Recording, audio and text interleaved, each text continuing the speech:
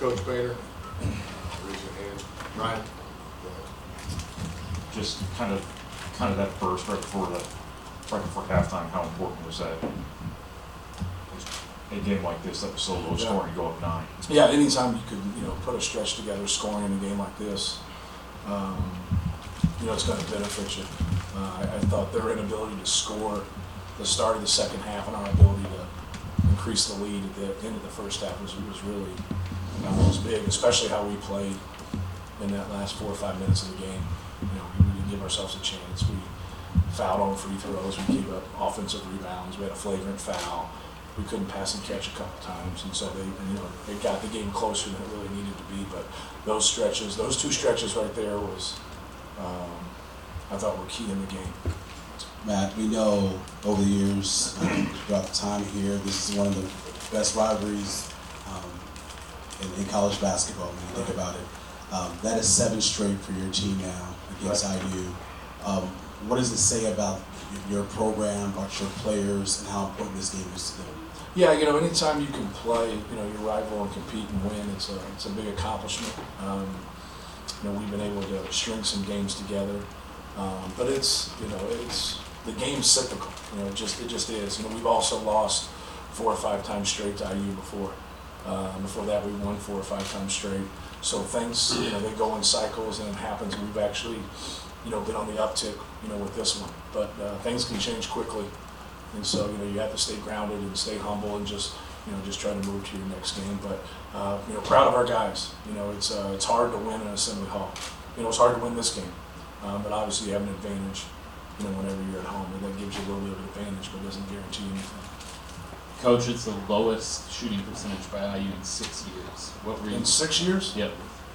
Since 2014. And cool. What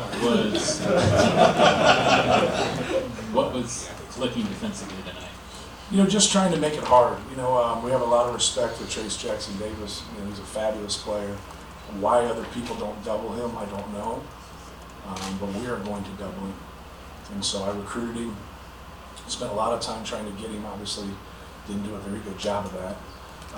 But I've watched him play a lot, and I have a lot of respect for him. And just trying to make somebody else beat us, to be frank with you, just to be even. They have good, perimeter players, and we thought if we could have good rotations out of the double. You saw where they made a couple passes early, and then we fouled, I think, one time with Brunk on a big pass where we had a little bit of a breakdown away from the ball. But we wanted just to clog things up and not let him get going. And he was really our focal point.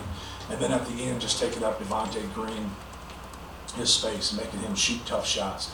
We thought if he can make 1 or 2, that gets him going to where he makes 5 or 6, or he misses 5 or 6. He's just a streaky player.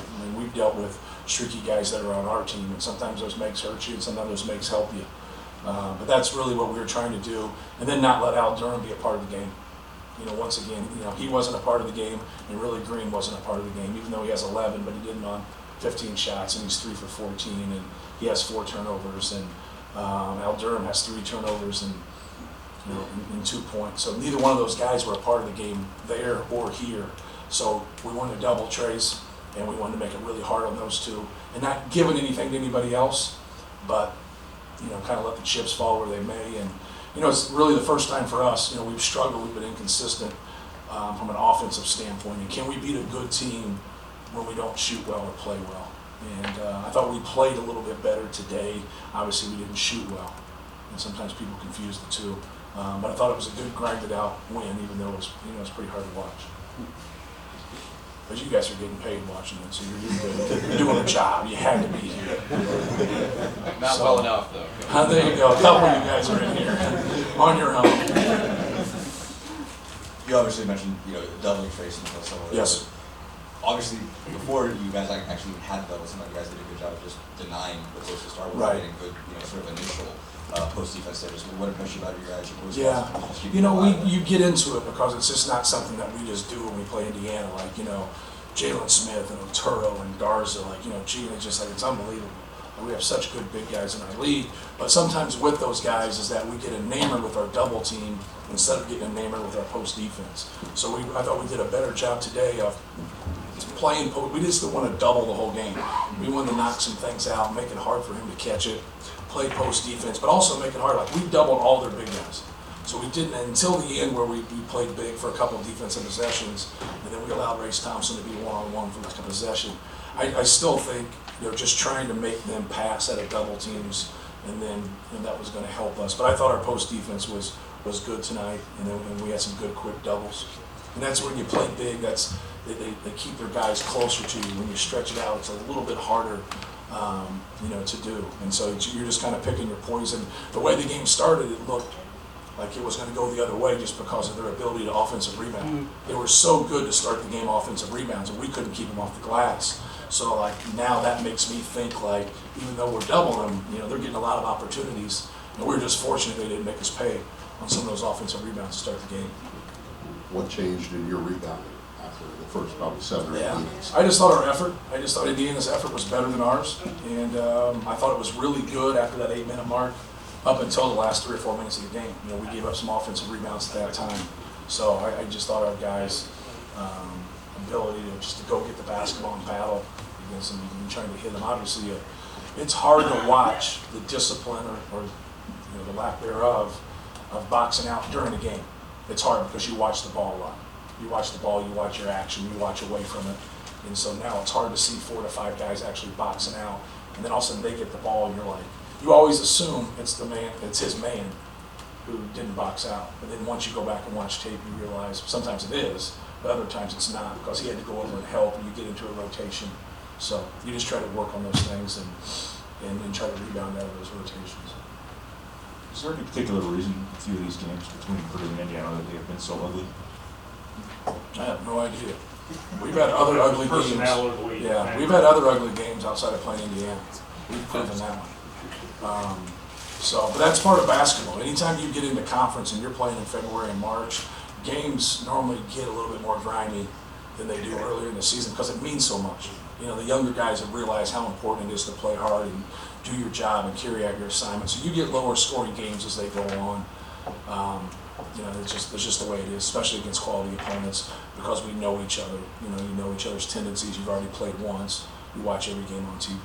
So, I just think it was one of those grinded out type games. So we're fortunate. It's a big piece of improving when your offense doesn't play well and you can still win a game. Coach, can you talk about the offensive boost that Trey and Eric gave you? Obviously, your point guard had 17 and 7 tonight, so that's kind of a rare stat line. Right. No, Eric did a good job rebounding. I thought he was active, made some plays for us, even though a handful of times in transition that, we lost our mind with some of our decisions. But I thought Eric Hunter played a really good game. Travion had a couple of those. He's 8 for 17, but a couple of those misses. He got back and scored the basketball. But just having a place to go with the basketball, especially when you have some struggles. You still have to have a place to go with it. And Travion's post-ups, a lot of people will double him, and that he's passed so well that people stay away from it. And it really opens up some 3 opportunities when people double us because he's such a good passer. So I thought both those guys played well, did some good things. Obviously, no secret the position you guys are in when it comes to the postseason here down the stretch. What did you sense was the urgency and desperation maybe your players felt heading into this game? Because it just seemed like it translated on the floor with performances like Eric and Travion had. Yeah, you're trying to play well. Like I didn't think our effort was very good against Michigan, and that game's important. That game's really important. And it was just unfortunate. Sometimes there's a lot of variables that go into things in terms of how you play collectively. And I just thought our edge was better tonight. Our attention to detail was better defensively. I don't think our execution was great, but we also had some good looks from the perimeter. I think they didn't go down, but I think they could say the same thing also. So we just have to be better together. And we get fragmented defensively when we break down. We still had breakdowns tonight. We still had some things that we were trying to do against them. We had a couple guys make some mistakes that got them out of the game that I wish I could have played it. And so we still aren't on top of things. We were fortunate a couple of those shots didn't go down when Indiana was open. But that we could say the same thing on our end. We had some pretty good looks. But just trying to be better and understand the opportunity. You're so fortunate to be in this opportunity when you keep playing people that are going to go to the NCAA tournament. I know they're not a lock to go to the NCAA tournament, but they take care of their business at home. They will. They've done enough, in my opinion, which means nothing. Absolutely. Just like your opinion about that, and everybody's opinion in this room doesn't mean anything. But I think they will. They take care of the business at home. I don't think we're in that position. And so, we got to win, a road game. We got to win a home game. We got to go to the tournament, probably win games. Not probably we do. So that's just the position. That's the feel that I have for where we are. But it's such a great thing to be in this league, the way we've scheduled, went to 20 games, because now it takes care of everybody. It's harder, but it's better. We were at 16 games when I first came into the league, and 5.5 teams went to the NCAA tournament. Then we went to 18 games, and then 6.5 teams went to the NCAA tournament. Now we're at 20 games. 8 went last year. At the worst, our league's going to get 9, but we could get 10 or 11, and that'd be a cool thing for our league. But we got to keep doing it. We got to keep scheduling up. It's hard. It's hard because every time you turn the corner, you just want to win sitting there on your schedule. Like, hey, let's get this. We're going to beat them. And that, you don't have that in our league anymore. You don't have it at all. But that's what makes it beautiful. And that's what people want to see. That's what you want to cover. More than anything, fans want to see, great games over and over and over. And we've been able to do that in our league. I think that's pretty neat. So all of that said, now is this one of those games that can get you guys going, or is I hope so. Yeah. Yeah, when we've been inconsistent, but the one thing about being inconsistent is you had to play well to get that tag. You know what I mean? If you don't do that, you're just a bad team. But we've been able to beat Virginia, beat Michigan State, beat Wisconsin, beat Iowa, beat Indiana twice, beat Minnesota in a close game. Here, so we won on the road at Northwestern, we won on the road in Indiana, we won on the road at Ohio. And so, we've won, and then you guys look at that, but go find out how many high major teams went to play a game on the road in the MAC. You don't see it, but we were able to do that and get that win. And so all those experiences, you hope to get that level of consistency, and we just haven't. But now you're still trying. You never give up. You never give up from that. And so that answer really lies in how we play at Iowa and how we play against Rutgers, because we've been here. We won 3 in a row when we won at Assembly Hall. Then we lost 4 in a row. And so, winning a game doesn't, you haven't arrived. Obviously, you played well in a game. Can you play well at this time of the year in back-to-back games and hopefully string something together? Time will tell. We've proven we have it to do it, but we got to be able to do it for a 2-3 week period here. Along that same line, you mentioned a minute ago how the game changes. Has this season been a vivid example of that? And how challenging is it when you're zigzagging to keep going forward? Yeah, it's part of your job. It's like when people say, it's hard to figure out your team. Well, that is my responsibility. I'm the coach. People say, well, you guys didn't play hard the night. Well, that's first and foremost my responsibility if we don't play hard enough.